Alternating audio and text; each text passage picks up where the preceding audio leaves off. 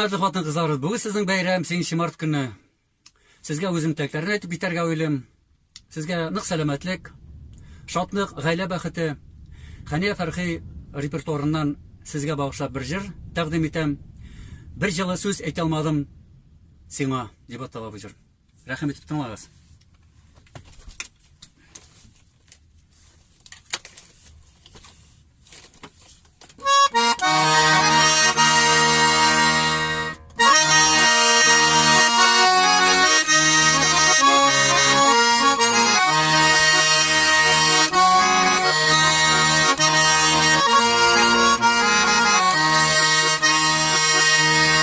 Bizga digan ömür birga birga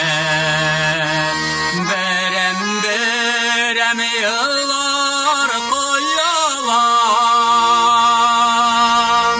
bir jala söz aytamadım sina aytamadım kebek koyalam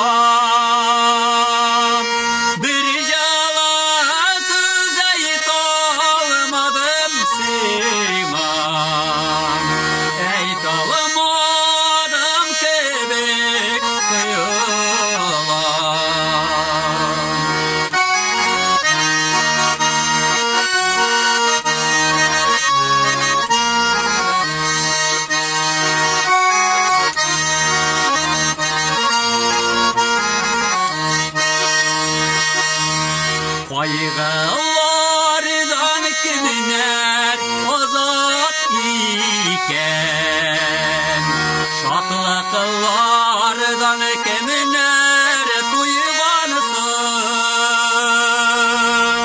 seni şularına ortaklaşıp yaşayışın geride tuğansın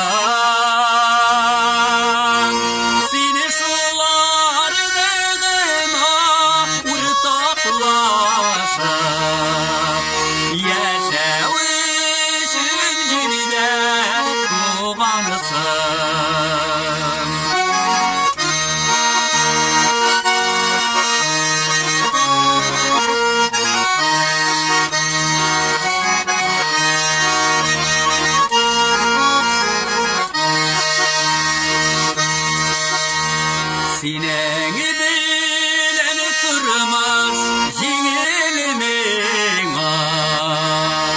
yürü onda şatlık yeneşem elleriler aytır bulam sina aytalamadım yıllar bu yana